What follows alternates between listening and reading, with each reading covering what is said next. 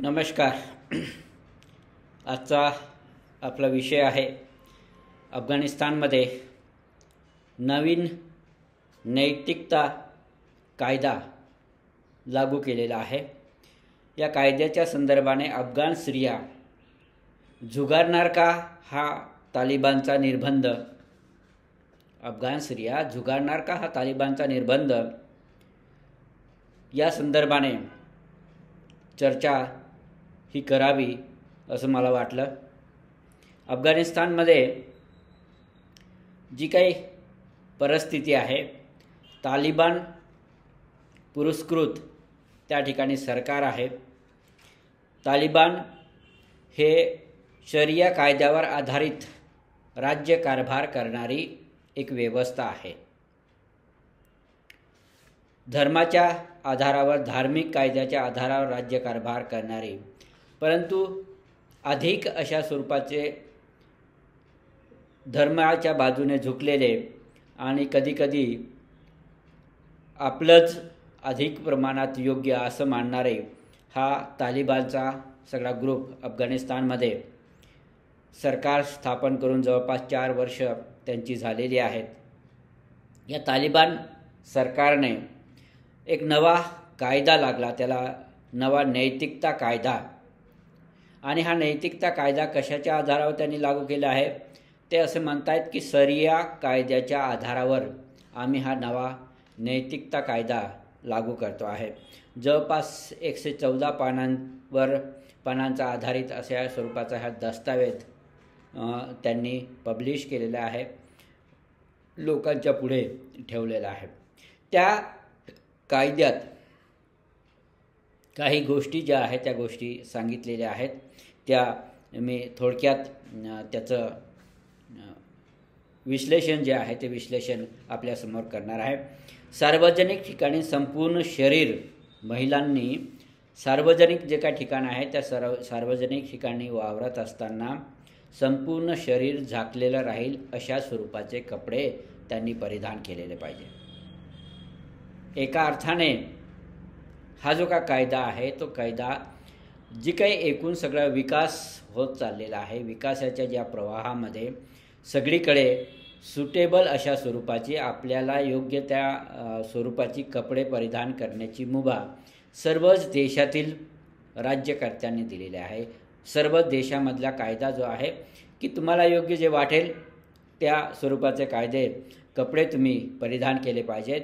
परंतु हा तालिबानमधील, अफगाणिस्तानमधील तालिबानचा सरकारचा नैतिकता कायदा असं म्हणतो की तुमचं सार्वजनिक ठिकाणी वावर असताना संपूर्ण शरीर झाकलेलं असलेलं पाहिजे, अशा स्वरूपाचा कायदा त्यांनी लागू केलेला आहे. मोठ्याने गाणे म्हणू नये. दुसरा नियम ते असं म्हणतायत की तुम्ही घरात असाल किंवा तुमच्या फॅमिलीमध्ये असतात, परंतु स्त्रियांनी मोठ्याने गाणे म्हणू नये. मोठमोठ्या आवाजात स्त्रियांनी गाणेच म्हणू नये, मोठ्याने जप करू नये.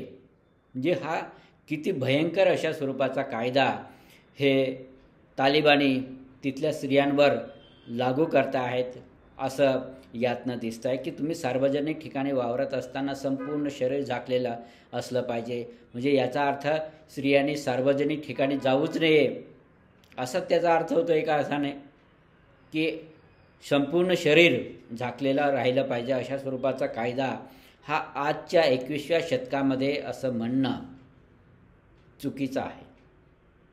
त्यामुळे हे खरं तर खूप भयंकर प्रकार आहे. गाणे म्हणू नये म्हणजे एखाद्याची आवड असेल, गाणं म्हणण्याची आवड असेल आणि त्यांनी गाणंच म्हणू नये अशा स्वरूपाचा कायदा. जप करू नये, अल्लाचा किंवा देवाचा जप करायचा असेल तोही जप करू नये अशा स्वरूपाची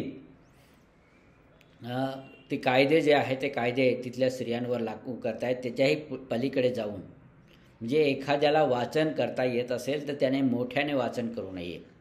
आम्ही शिक्षणाच्या प्रवाहामध्ये राहणारे आम्ही मुलांना सांगतो की विद्यार्थ्यांना तुमचं बोलण्याची टोनिंग जे काय आहे ती टोनिंग सुधारली पाहिजे, उच्चार स्पष्ट झाले पाहिजे. यासाठी तुम्ही मोठमोठ्याने वाचा. आणि हा कायदा असं म्हणतो की तुम्ही मोठ्याने वाचन करू नये. जे अभ्यास जो का आहे किंवा अजून काही वाचन करायचं असेल तर ते मोठ्याने वाचन करू नये. म्हणजे किती भयंकरातील भयंकर परिस्थिती या शरिया कायद्याने अफगाणिस्तानमध्ये लागू केलेली आहे. किती म्हणजे क्रूरता याला म्हणूयात. मोठ्याने वाचन करू नये हा का कायदा झाला का? यामागचं लॉजिक काय आहे? काहीच लॉजिक नाही. अशा स्वरूपाचं कायदा त्यांनी या नैतिकता कायद्यामध्ये लागू केलेला आहे. त्याचबरोबर तुम्ही एखादा प्रवास करत असाल तर प्रवास करत असताना स्त्रिया ज्या आहेत त्या स्त्रिया फक्त चालकाबरोबर प्रवास करू शकणार नाही. एखाद्या ठिकाणी जायचं असेल तर त्या प्रवास करत असताना तुम्हाला तुमच्या फॅमिलीतलं पुरुष मंडळी तुमच्याबरोबर असले पाहिजे, स्त्रियांबरोबर असल्या पाहिजे. अशा स्वरूपाचा हा कायदा करतात. म्हणजे प्रवास पण करू नये. आता आंतरराष्ट्रीय स्तरावरती वेगवेगळ्या देशातनं सगळी मुलं जी आहेत ती शिक्षणासाठी वेगवेगळ्या ठिकाणी जातात, जॉबसाठी वेगवेगळ्या ठिकाणी जातात आणि एकटे जातात. भारतातले बरेचशी मुली ज्या आहेत त्या एकट्या UKला जातात, एकट्या USला जातात, USSRला जातात, जपानला जातात आणि त्या ठिकाणी एकट्या राहून जॉब करतात. हा अफगाणिस्तान कुठे चालला आहे? अफगाणिस्तानमध्ये असं म्हटलं जातं की तुम्ही एकटेच प्रवास करू नये, स्त्रियांनी एकट्याने प्रवास करू नये. म्हणजे किती भयंकर परिस्थिती आहे. त्याच्याही पलीकडे जाऊन ते असं म्हणतात, नातेवाईक पुरुष वगळता आपला चेहरा, स्त्रियांनी नातेवाईक पुरुष वगळता आपला चेहरा इतर पुरुषांना दाखवू नये. अशा स्वरूपाचं घुंगट जे आहे ते घुंगट त्यांनी कायमस्वरूपी परिधान केलं पाहिजे. आणि फक्त पुरुष, नातेवाईक पुरुष आहेत त्यांनाच फक्त तुम्ही ते चेहरा जो आहे तो चेहरा स्त्रिया तिथे दाखवू शकतील, इतर कोणालाही दाखवण्यास मनाई आहे. हे नुसते स्त्रियांसाठी कायदे केले का? नाही, पुरुषांसाठी सुद्धा कायदे त्यांनी केलेले आहेत. याच्यामध्ये पुरुषांसाठी काय सांगितलं की टाय घालण्यास बंदी आहे. मल्टीनॅशनल कंपनीमध्ये व्यवस्थित तुमचा पेहराव असला पाहिजे. यासाठी कोट आणि टाय, जॉकेट आणि टाय घालण्याची पद्धत आहे. ते अफगाणिस्तानातल्या लोकांना सांगतात, मुलांना सांगतात की टाय घालू नका. किती भयंकर हा परिस्थिती, किती भयंकर हा कायदा. संपूर्ण दाढी करण्यास मनाई आहे. पूर्णपणे दाढी जी आहे ती दाढी करू नये. त्या शरिया कायद्यानुसार किंवा नैतिकता कायद्यानुसार दाढी जी आहे ती अर्धी दाढी त्यांनी ठेवली पाहिजे आणि पूर्ण दाढी करण्यास त्यांना बंदी करण्यात आलेली आहे. नमाज पठणाच्या वेळ सोडून प्रवास नियोजनाचे सक्ती. जे काय प्रवास करायचा आहे तो प्रवास तुम्ही नमाज पठणाचा जो काही वेळ आहे त्या पठणाच्या वेळामध्ये तुम्ही प्रवास करू शकत नाही. प्रवासात असाल तर तुम्हाला त्या ठिकाणी थांबायचं आहे, नमाज पढायचा आहे. जिथे कुठे वेळ येईल तिथे तुम्हाला नमाज पढायचा आहे. ही किती भयंकर. म्हणजे धर्म जो आहे तो धर्म तुम्ही घरापुरता अवलंब करा, घरामध्ये त्याचं संपूर्ण पालन करा. परंतु एखाद्या वेळेस बाहेर गेला आहेत तर तो विषय सोडून द्या. परंतु या नमाज जो काय आहे तो नमाज पढताना तुम्ही प्रवास करू नका. नमाजाच्या वेळेमध्ये प्रवास करू नये अशा स्वरूपाचे नियोजन केलेलं आहे. एखादा विमानात बसलेला आहे आणि त्यावेळेस नमाजाची वेळ झाली म्हणजे काय त्याने काही विमान का थांबवून घ्यायचं आहे का? किती भयंकर हा कायदा जो आहे तो कायदा त्यांनी सक्ती केलेली आहे, कायद्याची सक्ती केलेली आहे. भयंकर अशा स्वरूपाचं या कायद्याला म्हणावं लागेल. नातेवाईक स्त्री सोडून इतर स्त्रियांच्या चेहरा आणि शरीराकडे पाहण्यास बंदी आहे. नातेवाईक स्त्री जी आहे ती सोडून बाकीच्या स्त्रियांकडे त्यांनी कधीही बघू नये अशा स्वरूपाचं त्यांनी नियोजन केलेलं आहे. वाहनांमधून प्रवास करताना स्त्री आणि पुरुष जवळ बसू शकणार नाही. एखाद्या वाहनामध्ये प्रवास करत असताना स्त्रिया आणि पुरुषांनी जवळ बसायचं नाही. म्हणजे किती भयंकर प्रकार आहे. समजा एखाद्या विमानाचं तिकीट तुम्ही बुक केलेलं आहे आणि त्या विमानाच्या तिकिटामध्ये शेजारी पुरुष आणि त्याच्या शेजारी महिला अशा स्वरूपाचे तिकीट आणि सीट अलोकेशन झालेलं असेल तर काय करणार? किती भयंकर अशा स्वरूपाची. त्यांच्या देशामध्ये त्यांच्या स्वतःच्या वाहनामध्ये प्रवास करत असताना ठीक आहे की स्त्री पुरुष जवळ बसणार नाही अशा स्वरूपाचा कायदा केलेला आहे. परंतु हा भयंकर अशा स्वरूपाची कायदा आहे. आणि हा सगळा कायदा पालन करण्यासाठी त्यांनी तिथल्या नैतिकता पोलीस नावाची एक कन्सेप्ट ही 4 वर्षापूर्वीच लागू केलेली आहे. कायदा पालन होतोय किंवा नाही हे बघण्यासाठी नैतिकता पोलीस म्हणजेच कायदा पालनाचं त्यांनी नाव दिलेलं आहे मुहतासिब. मुहतासिब हा तरुण मुलं जे आहेत त्या तरुण मुलांना त्या नियुक्त केलेलं आहे मुहतासिब. आणि हे सगळे त्यांना अधिकार दिलेला आहे की हे सगळं कायद्याचं पालन होतं किंवा नाही होत असेल तर त्यांना शिक्षा करण्याचा, त्यांना दंड करण्याची अधिकार जो आहे तो मुहतासिबला दिलेला आहे. किती भयंकर, म्हणजे ज्याच्याकडे कुठल्याही स्वरूपाची कायद्याचं पालन करण्याचं त्याच्याकडे पात्रता नाही अशा मुलांकडे अशा स्वरूपाची, आणि मग यातनं त्यांच्या अधिकारात वाढ करण्यात आली.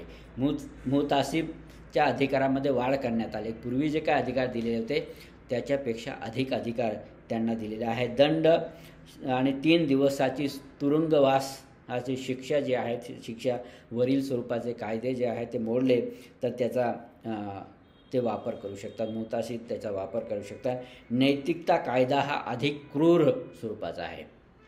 हा कायदा जो आहे तो अधिक क्रूर स्वरूपाचा आणि अधिक लोकांवर अन्याय अत्याचार करणारा कायदा त्यांनी लागू केलेला आहे. मुहतासिब जे आहे त्यांची क्रूरता याच्याने वाढणार आहे. त्यांना अधिकार मिळालेला आहे, त्या अधिकारामुळे ते अशा स्वरूपाचे बघतील आणि लोकांवर क्रूर अशा स्वरूपाची मुग्ररी जी आहे ती मुग्ररी ते वाढवतील, क्रूरता वाढवतील आणि त्यातनं अधिक समस्या जी आहे ती समस्या निर्माण होण्याची शक्यता आहे. महिलांनी समाज माध्यमांवर चित्रफित प्रकाशित करण्यासाठी विरोध करण्यात आलेले आहे आणि हे विरोध करत असताना तिथल्या काही आघाडीच्या महिला ज्या आहेत त्या महिलांनी वेगवेगळ्या स्वरूपाचे व्हिडिओ समाज माध्यमांवर व्हिडिओ प्रकाशित केलेला आहे आणि या सगळ्या नैतिकता कायद्याला त्यांनी विरोध केलेला आहे. हा कायदा कसा चुकीचा आहे यावरही विरोध केलेला आहे. काही महिला ज्या आहेत त्या रस्त्यावर उतरून या कायद्याला विरोध करत आहेत. सर्वच्या सर्व महिला त्या ठिकाणी रस्त्यावर उतरू शकत नाही आणि ज्या रस्त्यावर उतरलेल्या आहेत त्या असं म्हणत आहेत की आमच्याकडे गमावण्यासारखं काहीच राहिलं नाही, त्यामुळे आम्ही हे सगळं रस्त्यावर उतरून जो काय कायदा करतायत त्याच्या विरुद्ध हे करतायत. ज्यांनी मृत्यूची पर्वा केलेली नाही, ज्या काय महिला आहेत त्या महिलांनी ज्यांनी मृत्यूचा पर्वा केलेला नाही अशा महिला रस्त्यावर उतरत आहेत आणि विरोध जो आहे या कायद्याला, नैतिकता कायद्याला विरोध करत आहे. तिथली एक महिला जी आहे पश्ताना दोराणी नावाची महिला आहे. या महिला ती आता सध्या निर्वासित म्हणून दुसरीकडे कुठेतरी राहते आहे. त्यांनी असं स्टेटमेंट केलेलं आहे, किशोरवयीन मुलींसाठी भूमिगत शाळा त्या चालवतात आणि त्या असं म्हणतात की ते म्हणजे तालिबान जे आहे ते तालिबानांनी संपूर्ण दरवाजे बंद करू शकतात. तालिबान आमचे दरवाजे बंद करू शकतात, परंतु ते आमचे स्वप्न जे आहे ते स्वप्न हिरावून घेऊ शकत नाही. तालिबान आमचे दरवाजे बंद करू शकतात, परंतु तालिबानी आमचे स्वप्न हिरावून घेऊ शकत नाही. मुलींचं शिक्षणच ते बंद दरवाजे उघडतील. मुलींना शिक्षण देण्याचं काम या पश्ताना दोराणी करत आहेत आणि पश्ताना दोराणी असं म्हणतात की त्यांना जर काय आम्ही व्यवस्थित योग्य शिक्षण दिलं तर हे शिक्षणच बंद दरवाजे उघडतील. कोणीही बंदी जे आहे चांगल्या भविष्यापर्यंत पोहोचण्यापासून रोखू शकत नाही. आमचं हे जे काय बंदीवादी जे काय धोरण राबवलेलं आहे आमच्या चांगल्या भविष्यापर्यंत पोहोचण्यास हे रोखू शकत नाही. अशा स्वरूपाची त्यांनी हा विरोध केलेला आहे. अशा काही पश्ताना दोराणीसारख्या काही महिला अफगाणिस्तानमध्ये आहेत, नाही असं नाही, परंतु त्यांना योग्य तो समाजाचा पाठिंबा जो पाहिजे तो पाठिंबा तेवढ्या प्रमाणात मिळत नाही. त्यामुळे हा सगळा प्रश्न जो आहे तो गंभीर होत चाललेला आहे. ज्यावेळेस हा नैतिकता कायदा डिक्लेअर करण्यात आला, जाहीर करण्यात आला, त्यामुळे आंतरराष्ट्रीय स्तरावर अनेक स्वरूपाच्या विरोध त्याला दर्शवण्यात आला. आंतरराष्ट्रीय परिस्थितीमध्ये विरोध दर्शवण्यात आला. त्यामध्ये जर्मनीचे परराष्ट्र मंत्री एनालेना बेरकॉक यांनी असं सांगितलं की हा 100 पानांचा जो म्हणजे 114 पानांचा जो आहे पानांचा दुराचरण आहे. दुराचरण म्हणजे विरोध करणारा, म्हणजे एखादा विरोधी असणारा कायदा आहे. अशा स्वरूपाची जर्मनीच्या परराष्ट्र मंत्र्यांनी आंतरराष्ट्रीय स्तरावर याचं स्टेटमेंट केलेलं आहे आणि त्याला विरोध केलेला आहे. अभिनेत्री अंजेलिना जोलिनी यांनी असं सांगितलं की भ्याड आणि जुलमी स्वरूपाचा हा कायदा आहे. अंजेलिना जोलिनी ह्या अभिनेत्री आहे. आंतरराष्ट्रीय स्तरावर त्यांचं नावाजलेलं आहे आणि त्या म्हणतात की भ्याड आणि जुलमी स्वरूपाचा हा कायदा आहे. या कायद्याला विरोध झालाच पाहिजे, तरच या अफगाणी महिला ज्या आहेत त्या महिला स्वातंत्र्य उपभोगू शकतात. युनायटेड नेशनने सांगितलं नवीन कायद्याचा निषेध केलेला आहे. स्पष्ट शब्दात युनायटेड नेशनने त्याचा निषेध हा केलेला आहे. UN कमिशन फॉर ह्युमन राईट्सच्या संदर्भाने UN कमिशन फॉर ह्युमन राईट्सने सांगितलं की त्वरित हा कायदा रद्द करण्याची मागणी या UN कमिशन फॉर ह्युमन राईट्सने केलेला आहे. हा कायदा असं तुम्ही कायदा लागू करू शकत नाही, ताबडतोब या कायद्याला रद्द करा अशा स्वरूपाची मागणी जी आहे ती मागणी केलेली आहे. अफगाणिस्तानमधील UN सहायता कमिशनने त्यांच्यावर टीका केलेली आहे. UN सहायता कमिशन ही अफगाणिस्तानमध्ये तिथल्या लोकांना सहायता करण्यासाठी काम करणारे एक कमिशन कायमस्वरूपी, जेव्हा अमेरिकेने तिथनं सेना माघारी घेतली त्यानंतर त्यांनी कायमस्वरूपी अशा स्वरूपाची UN सहायता कमिशन त्या ठिकाणी स्थापन केलेलं आहे. आणि या कमिशनने विरोध केला आणि तालिबान्यांनी त्यांना धमकावलं आहे. तालिबानी जे आहेत त्यांनी सांगितलं की यापुढे आम्ही मिशनला सहकार्य करणार नाही. जर का तुम्ही अशा स्वरूपाची वक्तव्य करणार असाल तर आम्ही या कमिशनला सहकार्य करणार नाही. म्हणजे किती मुगरी पद्धतीने ही सगळी व्यवस्था चाललेली आहे. याला विरोध हा सर्व स्तरावरनं होत आहे. भारतानेही या कायद्याला विरोध केलेला आहे. मुलींच्या आणि महिलांचा सन्मान जो आहे तो सन्मान झाला पाहिजे. सगळ्या ठिकाणी महिलांना सहभागी करून घेतलं पाहिजे अशा आशयाचं स्टेटमेंट भारताच्या परराष्ट्र मंत्रालयाने केलेलं आहे की महिलांना सन्मान हा केला पाहिजे. अशा स्वरूपाची एकूण परिस्थिती अफगाणिस्तानमध्ये आहे. आणि इतर राष्ट्रांमध्ये की आता एकूण सगळं स्वातंत्र्य जे आहे ते स्वातंत्र्य मिळालेलं आहे. उपभोक्ता आहेत.